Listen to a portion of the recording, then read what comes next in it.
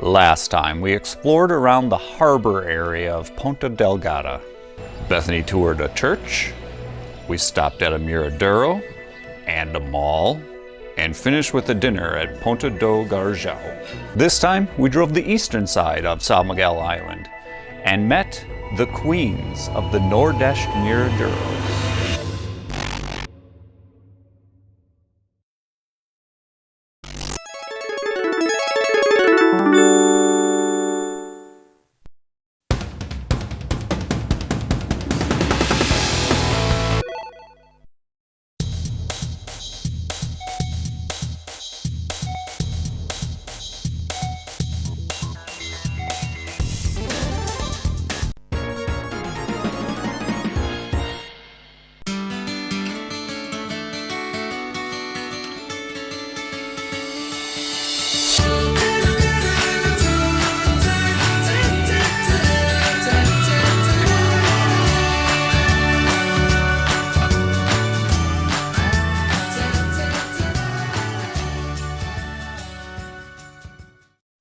The weather of the previous days started to clear as we explored the far east end of São Miguel.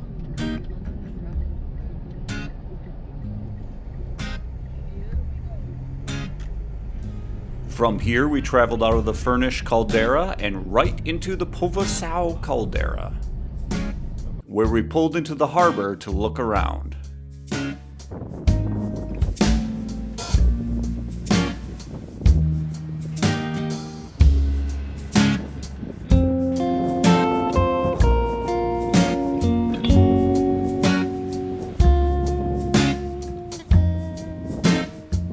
We didn't explore Povoação a whole lot, but there's enough here.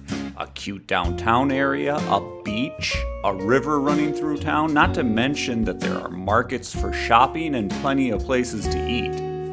There are great views going in and going out of this village. Of course, depending on the weather.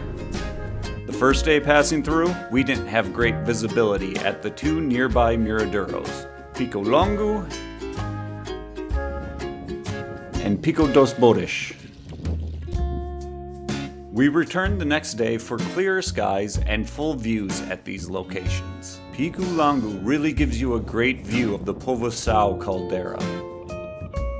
Pico dos Bodes is excellent for viewing the rolling hills of the east end of the island. After stopping at these Miradouros, we made attempts on both days to drive down into the valley to see Faial da Terra. Both days, the clouds hung low and choked our vision. With worry about our safety and not knowing how steep the roads were, we turned away. From this point, we moseyed over to Água Retorta. Here, we traveled through the village to see what it was like. We ended up on the tightest road we had traveled on the island. But it ended with a super cute cow that was very excited to see us. Leaving Água Retorta, we followed the windy roads to stop at Miradouro Ponta da Madrugada, one of the beautiful Miradouros in Nordeste. Here, there are amazing views, wonderful gardens, and kitties. Here we found our friend, Big Loaf. She hung out near the parking lot and was friendly with people, especially if they had food. Next up was Miradouro da Ponta do Sossego. Like Madrugada, Sossego was gorgeous. Look at these gardens and how well manicured they are.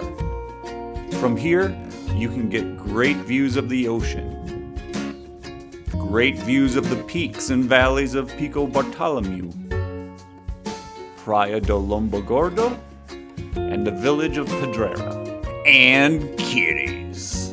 Here you can be in the presence of the Reina do Miradouro Charlotte. She reigns supreme here, greeting visitors and soaking in the sun. She was super friendly and had the cutest mew. Bethany is in love with this cat. I mean, she's just a cute little fluffy queen. From here, on the first day, we headed into the big city of Ponta Delgada for dinner and song at Casa do Bacalhau for Fado night. When we visited in 2022, their location was found here. These video clips make this look like a non-busy spot of town, but that is not the common experience here. It can get quite busy.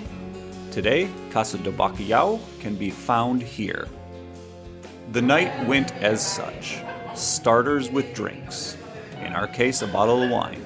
After a certain amount of time, the lights dim and music began.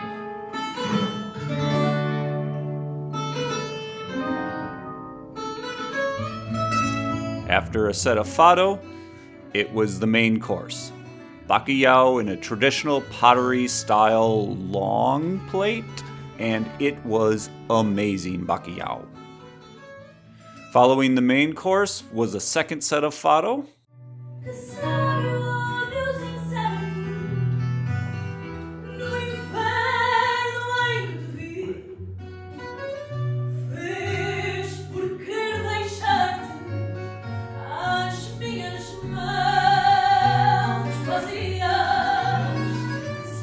The night ended with dessert and a final round of music.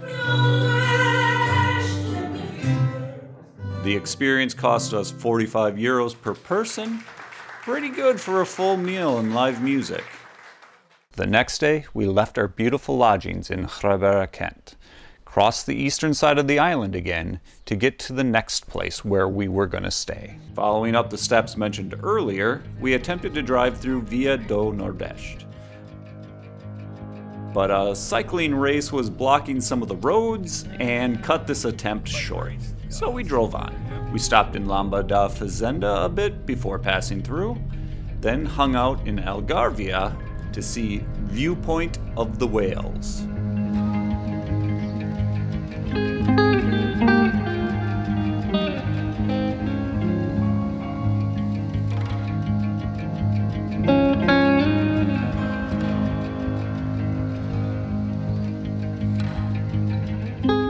After this stop, it was almost time to check in at our next accommodations in Ribeira dos Caldeirões. This place dates back to the 1500s and is an amazing stay. Full kitchen, living room, views over the park, a nice big bed, and a large bathroom. Not to mention a bidet!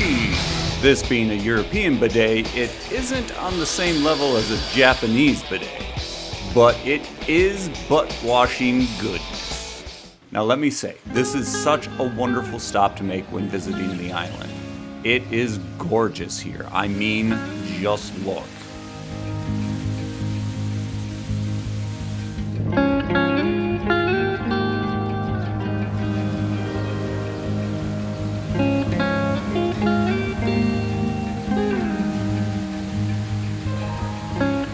Buildings are old mills where the water is funneled through to turn the grindstones.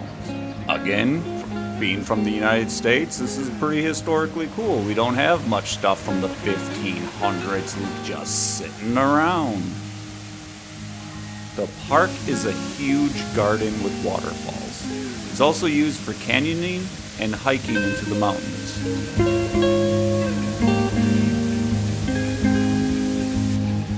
When you're done hiking the park, you can stop at the cafe for a drink and a meal. For our first meal here, we enjoyed some burgers, and I started my short-lived Queima habit. Queima is a passion fruit drink from the island. This drink is great, but you can easily have too much. Enjoy it, but remember, moderation. Staying here also means you can enjoy the quiet of the park at night and have the frogs sing you to sleep.